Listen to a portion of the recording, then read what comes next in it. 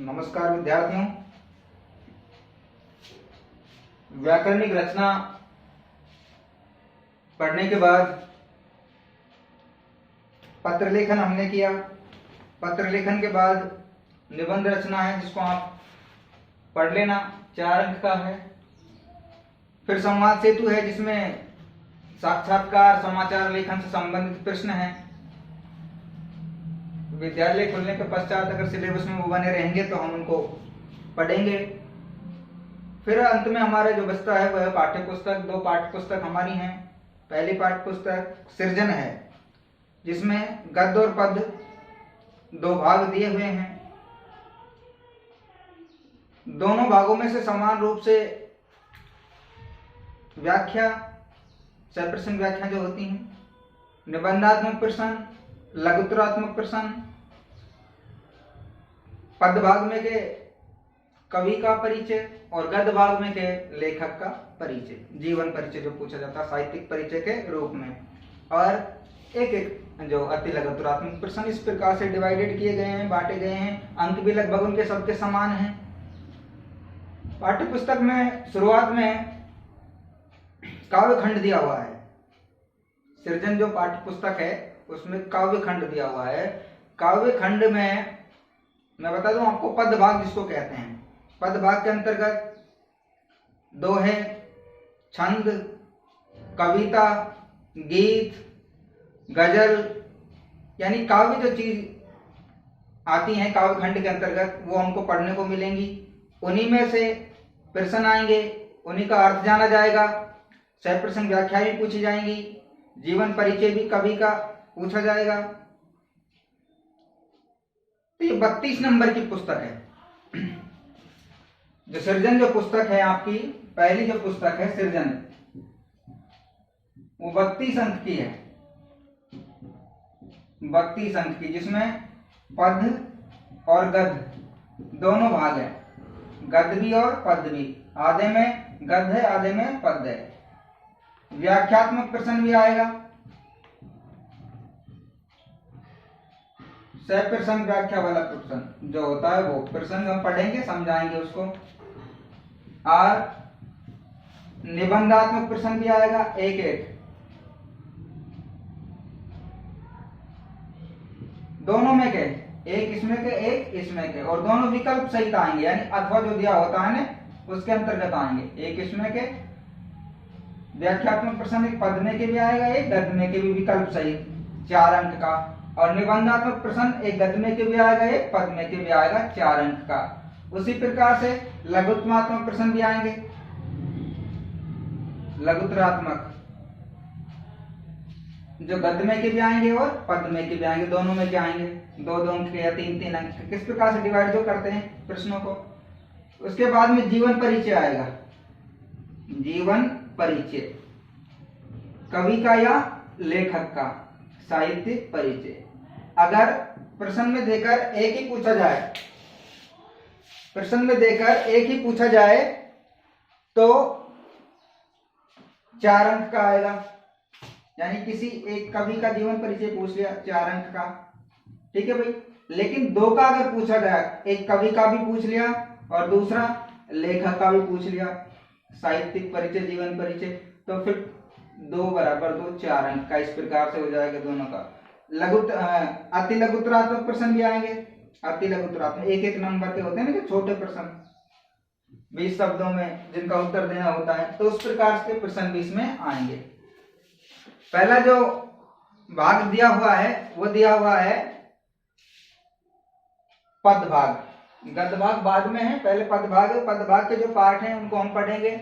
उनके अंतर्गत जो कवि हैं, कवियों के द्वारा जो काव्य रचा गया है, चाहे उनमें दोहे हैं, छंद हैं, गीत हैं, कविताएं हैं, उनको हम पढ़ेंगे।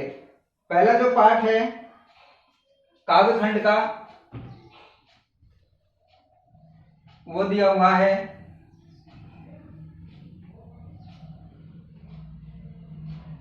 तो आप तो सबसे पहले पाठ्य पुस्तक भी निकाल लें और कॉपी भी निकाल लें, क्योंकि जीवन परिचय हम लिखेंगे। काव्य खंड जीवन परिचय भी हम लिखेंगे और जो है सह प्रसंग व्याख्या भी समझने की कोशिश करेंगे, उसको भी हम लिखेंगे।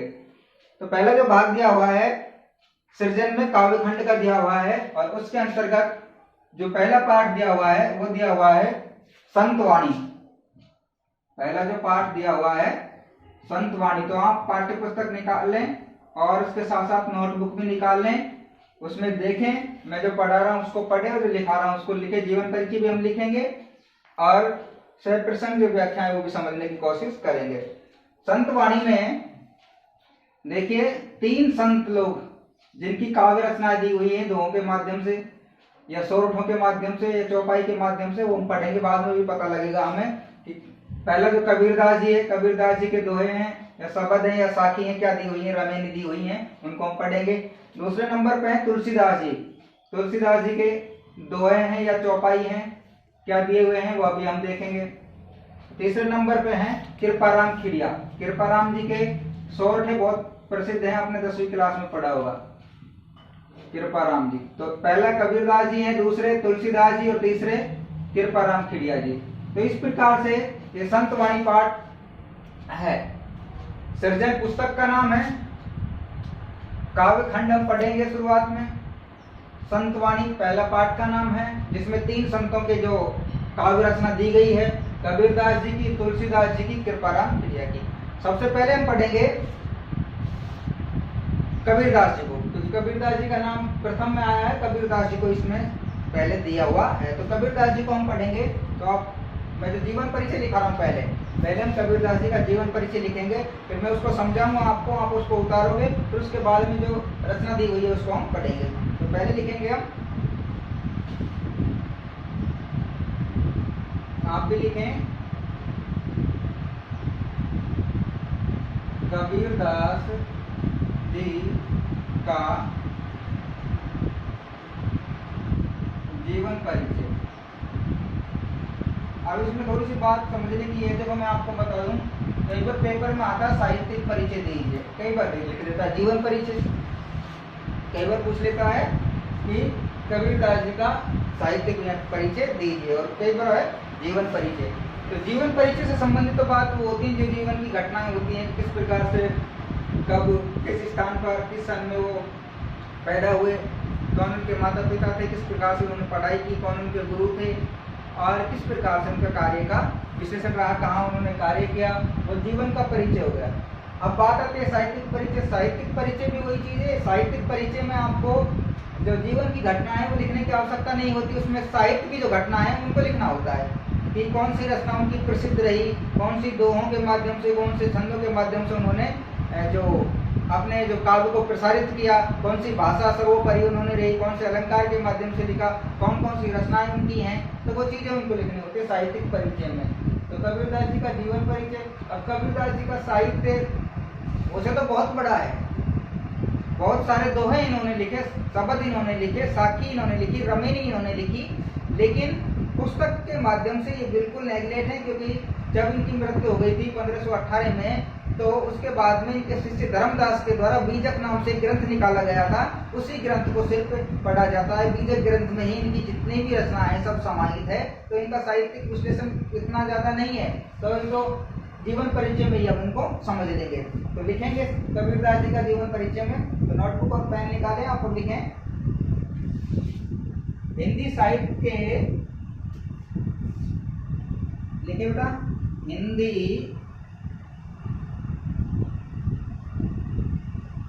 साहित्य के भक्ति काल, हिंदी साहित्य के भक्ति काल में ज्ञानाश्रयी शाखा के प्रतिनिधि कवि, शाखा के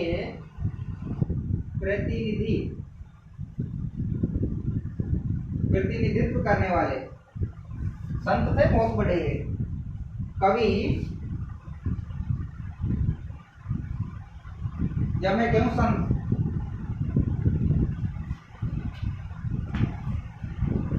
कबीरदास का जन्म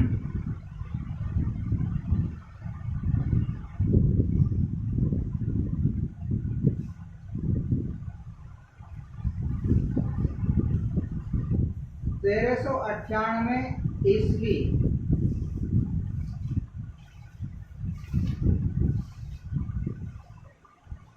में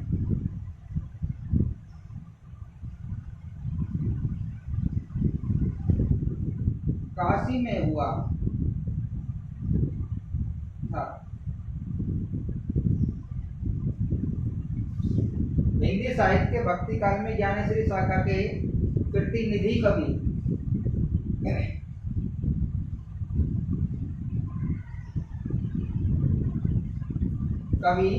यशंत कबीरदास का जन्म 1398 ईस्वी। ये ईस्वी लिखा हुआ है, अगर विक्रम संवत आए तो सन अलग आएगा, ध्यान रखना।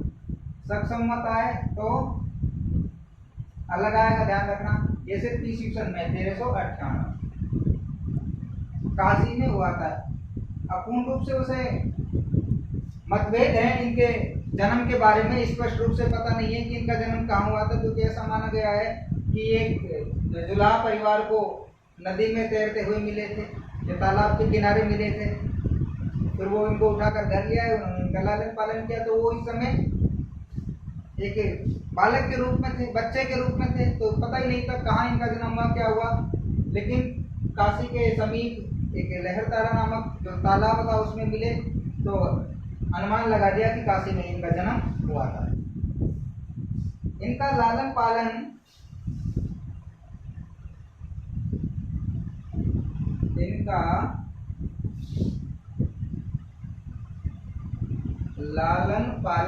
यानी पोषण एक निस्संतान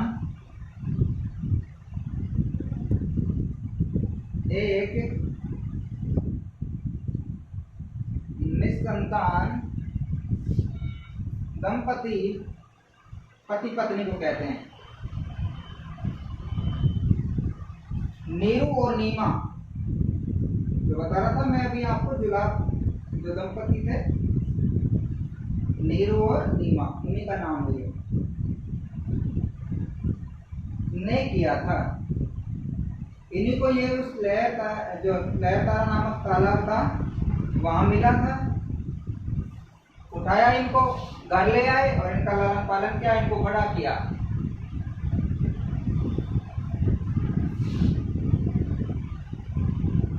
कबीर, इनके जन्म के बारे में बहुत मतभेद है, लेकिन जो लिखा हुआ है हमको उसके अकॉर्डिंग पढ़ना पड़ेगा। अनपढ़ थे ऐसा माना गया है। कबीर अनपढ़ थे, परंतु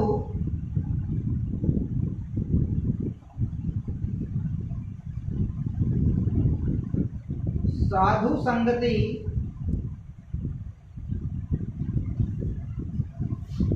आध्यात्मिक चिंतन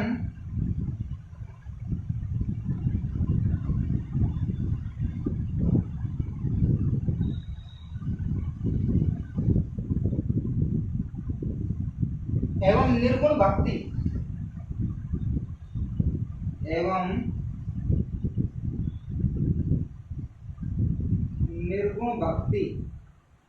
तो दो तीन शब्द ऐसा है, इनको मैं भी समझाऊंगा आपको, आप लिख लें इनको एक बार से। एक बार जीवन परिचय बता देते फिर मैं समझाऊंगा। इनके आत्मज्ञान का विकास हुआ, इनके आत्मज्ञान का विकास हुआ।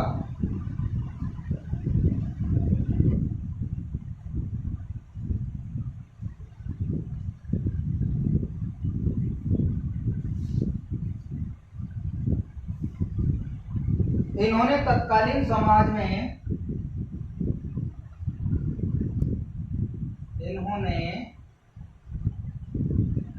तत्कालीन, तत् प्लस काल प्लस इन, उपसर्ग भी है, मूल शब्द भी है, फिरते भी है, समझाएंगे इसको भी, है ना। तत्कालीन समाज में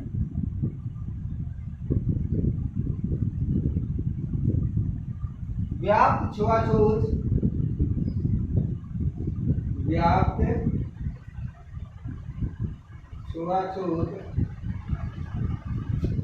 धार्मिक आडंबर,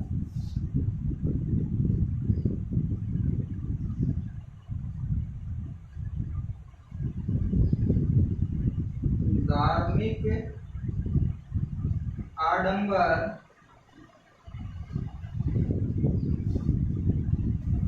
ऊंच नीच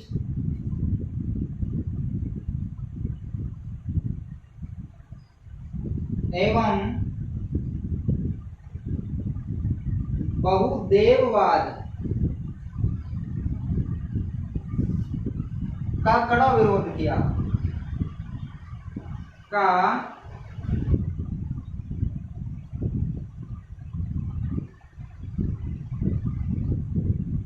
कड़ा विरोध किया। ये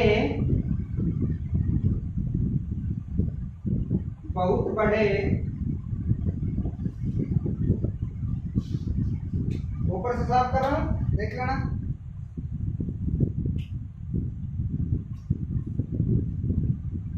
कबीरदास जी का जीवन परिचय। हिंदी साहित्य के भक्ति काल में ज्ञानेश्वरी शाखा के प्रतिनिधि कवि। देखो भक्ति काल आया है, मैं आपको बता दूं, भक्ति काल, रीति काल, उससे पहले आदि काल था। देखिए सबसे जो शुरुआत हुई थी, जैसा माना गया है 1829 में जो पुस्तक आई थी भारतीय हिंदू की, उसके अनुसार कि आदि काल का जो सत्र था 1050 से लेकर और 1350 ईस्वी तक। उसके बाद में फिर भक्ति काल का समय आ गया। भक्ति काल 1350 से 1700 ईस्वी के आसपास चला। उसके बाद में फिर रीति काल आ गया। रीति काल जो है 1700 से 1900 के आसपास चला। 1900 के बाद में अब जो काल चल रहा है, जिसको हम वर्तमान में पढ़ रहे हैं, उसको आधुनिक काल कहते हैं। तो देखिए मैं आपको बता दूं, जो आदिकाल था ना, आदिकाल में आपने अमीर खुसरो जी को पढ़ा होगा, भारतेंदु हरिश्चंद्र जी को पढ़ा होगा, बहुत सारे ऐसे प्राचीन जो कवि हुए थे जिनको आपने पढ़ा होगा। उसके बाद में भक्ति काल आया। भक्ति काल का जब समय आया तो भक्ति यानी भक्ति की जो रचना है, भक्ति पर रचनाएं लिखने शुरू कर दी। चाहे वो तुलसीदास जी हो, तुलसीदास जी ने जैसे रामचंद्र जी को माना, सूरदास जी को ले लो, सूरदास जी ने जैसे कृष्ण भक्ति की, मीरा जी को ले लो, मीरा जी ने कृष्ण भक्ति की। तो ये सारे भक्ति काल के कवि थे।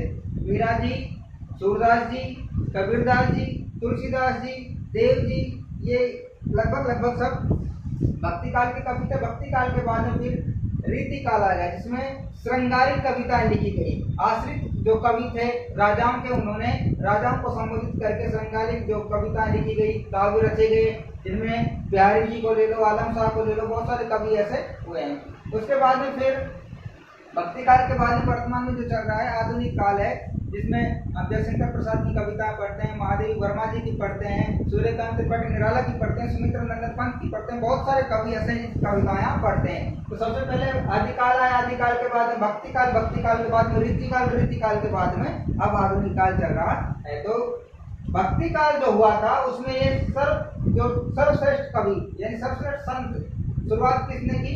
कबीरदास जी ने की थी। इनका जन्म 1398 ईस्वी में काशी के आसपास हुआ था, या काशी में हुआ था। इनका लालन पालन एक निस्संता दंपति नीरू और नीमा ने किया था। कबीर अनपढ़ थे ऐसा माना गया है, ऐसा लिखा गया है इनके बारे में, परंतु साधु संगति से, आध्यात्मिक चिंतन से एवं निर्गुण भक्ति से। देखो दो प्रकार की भक्ति होती है, सगुण भक्ति और निर्गुण भक्ति।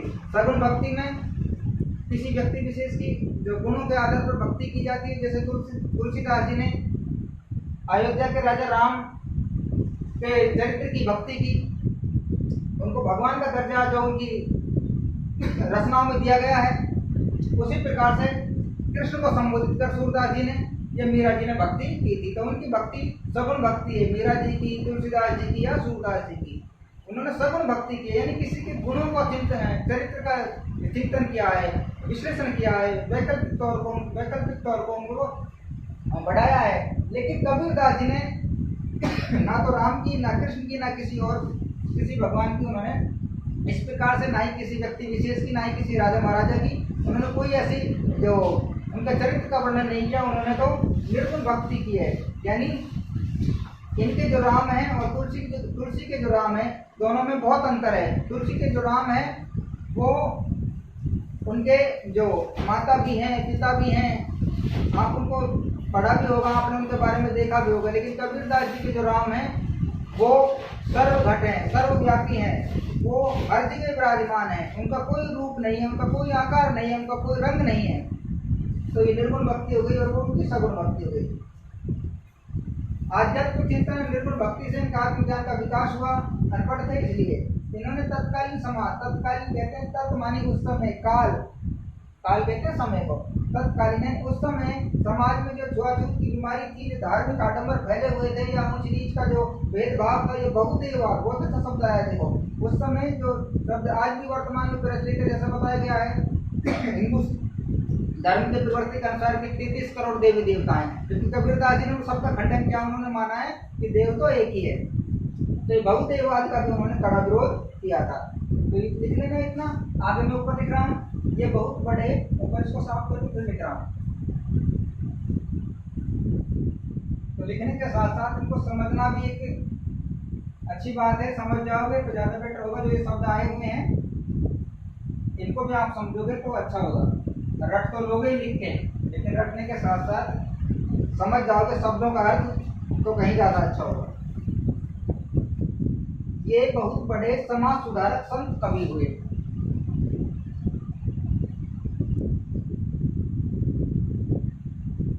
समाज सुधारक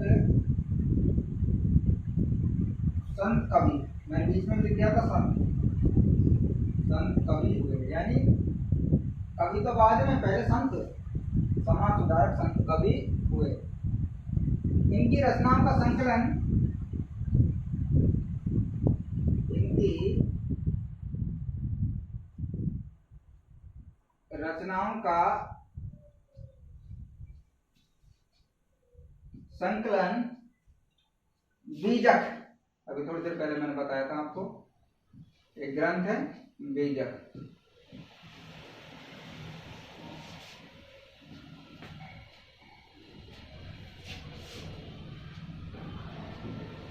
नामक ग्रंथ में किया गया।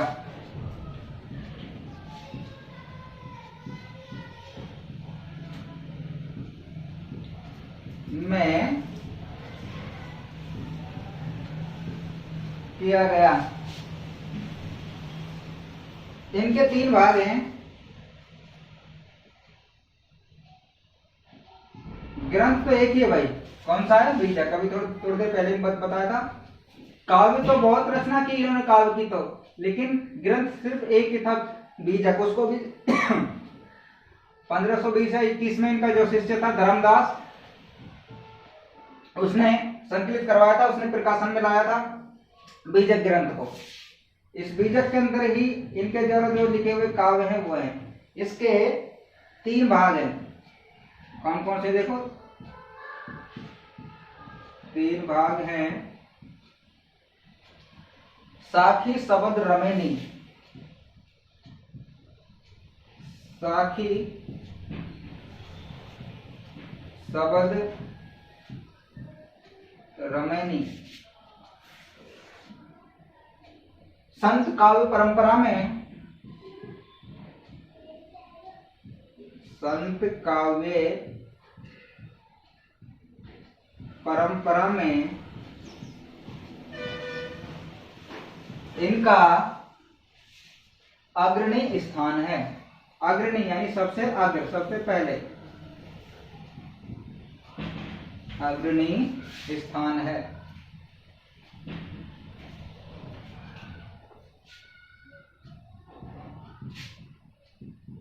और लास्ट पंक्ति, इनका निधन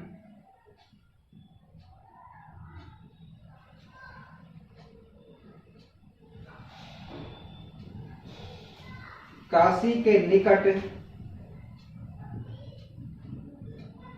मगहर में 1518 ईस्वी में हुआ। ये इनका जीवन परिचय हो गया।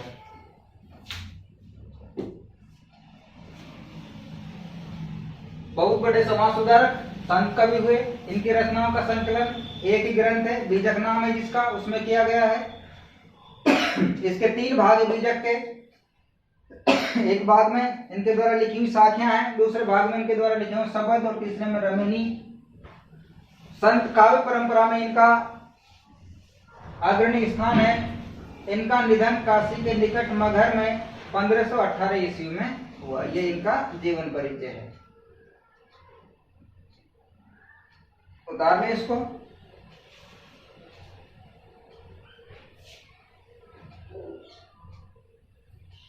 ये थोड़ी सी जो बात है देखो, जो आई है काशी के निकट मगहर की। मगहर में इनका जो देहावसान किस प्रकार से हुआ, क्यों हुआ?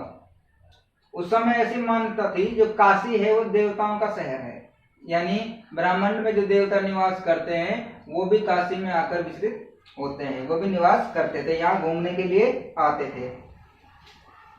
तो ऐसी मान्यता थी उस समय कि जिस व्यक्ति की मृत्यु, जिस व्यक्ति का निधन काशी में होगा उसे स्वर्ग की प्राप्ति होगी। उस समय जो मान्यता थी, जैसा लिखा हुआ है किताबों में, जैसा पढ़ा है हमने, कि जिस व्यक्ति की मृत्यु काशी में होगी उसे स्वर्ग की प्राप्ति होगी। उस मान्यता का खंडन करने के लिए जब इनकी मृत्यु निकट आई तो काशी नामक स्थान को छोड़कर कबीरदास जी कहाँ पहुंच गए? मगहर पहुंच गए। कहाँ पहुंच गए? मगहर। और मगहर में जाकर अपने प्राण त्यागे, उसका विखंडन करने के लिए कि ये काल्पनिक बातें हैं, ये झूठी बातें हैं कि जो काशी में जिसकी मृत्यु होती है, जिसका निधन काशी में होता है, उसको स्वर्ग की प्राप्ति होती है। मैं इस बात को नहीं मानता, मैं इस बात का खंडन करता हूं। तो जब उनकी मृत्यु निकट आई तो वो अपने नियत स्थान काशी को छोड़कर पास में ही एक स्थान मगहर है वहां चले गए और वहां उन्होंने अपने प्राण त्यागे। तो इस प्रकार से ये इन चीजों का खंडन इन्होंने किया था। तो ये बहुत ही एक समाज सुधारक जिसको कहते हैं उस प्रकार के संत हुए थे। ये इनका जीवन परिचय हमने पढ़ा और इनका तो साहित्यिक परिचय भी यही है। बीजक के नाम से साखी लिखी, स्वरों में साख लगाते हैं हम, कोई जैसे दोहे पढ़ते हैं ना, भजन वगैरह गाते हैं, जब उसके बाद फिर शब्द होता है। तो ये चीजें हैं, इन चीजों को आप समझिए। इसमें कुछ शब्द आए थे जो मैंने आपको समझाया था। अब इसमें ध्यान देने की बात यह है कि जब जीवन परिचय में एक का ही पूछा जाए तो वो 4 अंक का आएगा, लेकिन 2 का पूछा जाए, एक कवि का पूछा जाए, एक लेखक का पूछा जाए, तो फिर आपको दोनों का लिख के आना है, वो दिया होगा। प्रश्न को आप पढ़ लेना, प्रश्न के अकॉर्डिंग ही उसका उत्तर देना, जब वो 2 अंक का होगा। 2 + 2 बराबर, और इस प्रकार से 2 + 2 बराबर 4 वो होगा। तो संत वाणी, आज हम कबीरदास जी का जीवन परिचय हमने पढ़ा काव्य खंड के माध्यम से। सृजन पुस्तक में आपने लिखा होगा, आपने इसको समझा होगा। तीनों को हम अलग अलग पढ़ेंगे, कबीर को, तुलसी को और फिर बलराम जी को।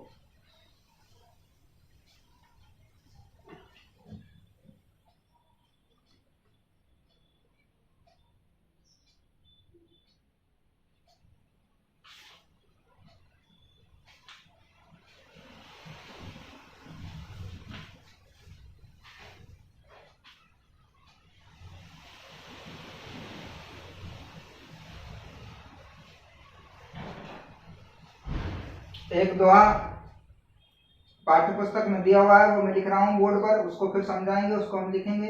आज सिर्फ एक को ही पढ़ेंगे, उसके बाद में कल जो कबीरदास जी के इसमें और 5 या 6 जो दोहे दिए हुए हैं उनको हम कल पढ़ेंगे।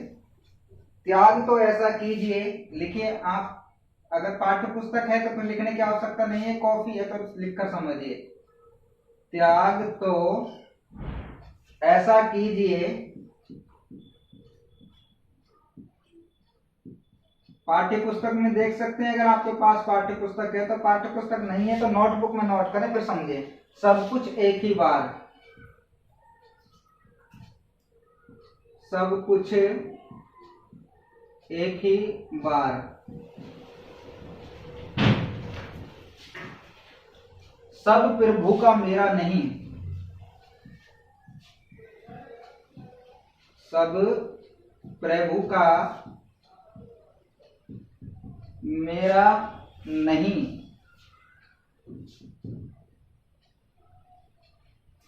नीचे किया विचार।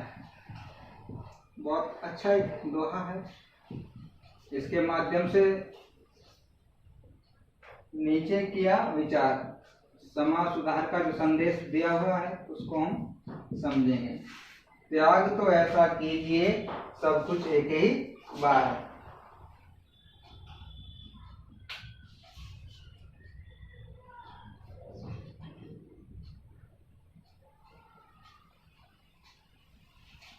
तो ये जो साखी जो दी हुई है, इस साखी को हम पढ़ेंगे कबीरदास जी कहना चाहते हैं कि त्याग तो ऐसा कीजिए सब कुछ एक ही बार, सब प्रभु का मेरा नहीं नीचे किया विचार।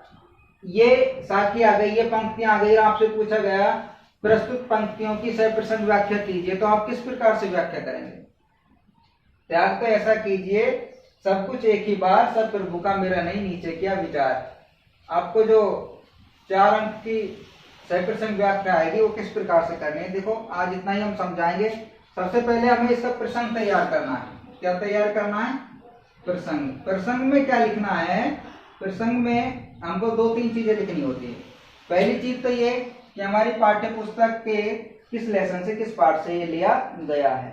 दूसरी चीज ये उस लेसन को, उस पाठ को, उस काव्य को लिखने वाले कवि लेखक कौन है। और तीसरी चीज ये कि इस पंक्ति में या इस गद्य में या इस पद में कवि लेखक क्या बताना चाह रहे हैं। वो 3 चीजें लिखनी है। तो हमको लिखना है यह दोहा या साखी, यह साखी संत कवि, एक ही बता रहा हूं बस, फिर नहीं बताऊंगा बाकी में, आज इसको ही समझा रहा हूं इसीलिए लिखा है। यह साखी संत कवि कबीर द्वारा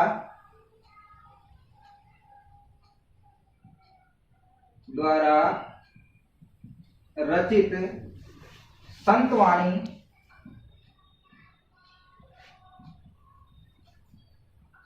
अब जो मुख्य चीज होती है ना, चाहे वो पाठ का नाम हो चाहे वो कवि लेखक का नाम हो, उसको इस प्रकार से चिन्ह लगा दिया करो, रोटरी तो उस पर डाल दिया करो थोड़ी सी, तो वो स्पष्ट रूप से दिखाई दे। यह साखी संत कवि कबीर द्वारा रचित संत वाणी शीर्षक से ली गई है। शीर्षक से ली गई है। तो 2 लाइन हो गई, एक तो कौन से पाठ से ली गई है और दूसरी किसके द्वारा रचित है। ठीक है, किसके द्वारा रचित? संत कवि कबीर द्वारा रचित। कहां से ली गई है? पाठ्य पुस्तक के संतवाणी शीर्षक पाठ से ली गई है। ठीक है भाई। अब तीसरी चीज क्या लिखनी है? कवि या लेखक इसके बारे में क्या बताना चाहते हैं वो चीज इसमें लिखनी है। इसमें जीवन में त्यागशीलता का महत्व बताया गया है। इसमें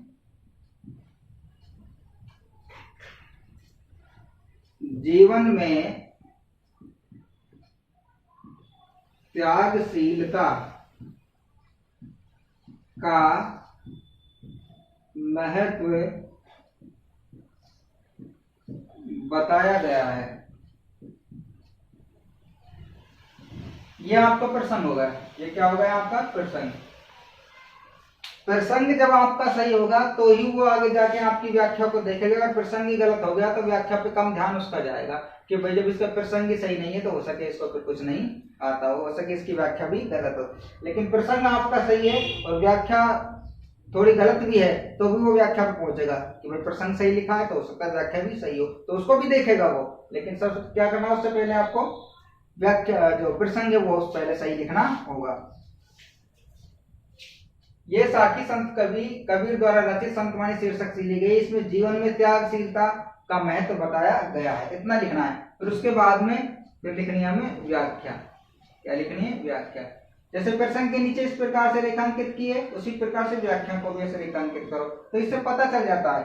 क्या होता है, पेपर में जब आप जाते हैं तो आपके पास वही एक ही पेन होता है, चाहे आप पेन कितने ही ले जाओ लेकिन एक ही पेन से आप उसमें लिखोगे नीली कैसे, लाल पेन यूज नहीं कर सकते, तो उसको अलग नहीं दर्शा सकते। तो उसको अलग दर्शाने के लिए क्या करेंगे हम, जैसे व्याख्या लिख दी उसके नीचे इस प्रकार से लाइन खींच देंगे। फिर अगला जब हम लिखेंगे ना तो वो इससे अलग लगेगा, तो ये अलग दिखेगा कि व्याख्या लिखी हुई है। और जब उसी में मिला के लिखेंगे तो ये अलग नहीं दिखेगा, फिर पता नहीं लगेगा कि व्याख्या शब्द कहाँ लिखा हुआ है। तो इस प्रकार से व्याख्या लिख के उसके नीचे इस प्रकार से खींचो और थोड़ा ऐसा खींच के और थोड़ा स्पेस देके थोड़ा जगह छोड़ के फिर आप उसको लिखें तो ज्यादा समझ में आएगा, वो स्पष्ट दिखाई देगा कि हाँ भाई ये प्रसंग लिखा हुआ है, ये व्याख्या लिखी हुई है। तो 3 चीजें मुख्य होती हैं, प्रसंग और व्याख्या, और तीसरे होते हैं विशेष। तीसरी चीज क्या होती है? विशेष।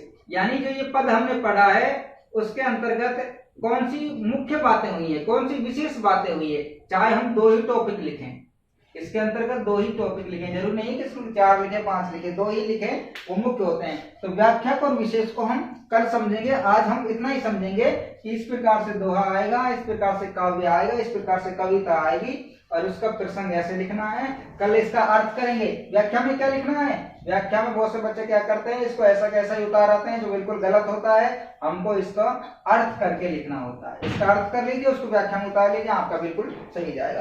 फिर आता है विशेष। विशेष में सबसे मुख्य बात ये होती है कि इसमें भाषा कौन सी काम में आई है, क्या कोई छंद काम में आया है, तो एक टॉपिक तो वो हो जाएगा, दूसरा टॉपिक वो हो जाएगा कि इसमें मुख्य क्या है। मुख्य चीज क्या है, अभी हमने थोड़ी देर पहले प्रसंग में लिखा, जीवन में त्यागशीलता का महत्व बताया गया है। तो इस पंक्ति को, जीवन में त्यागशीलता का महत्व बताया गया है, इस पंक्ति को भी हम यहाँ लिख देंगे ना कि इस प्रसंग में या फिर इस काव्य में, इस पंक्ति में त्यागशीलता का महत्व बताया गया है, तो भी सही होगा। तो ये चीज हमको ध्यान रखनी है। तो आज के लिए इतना ही काफी।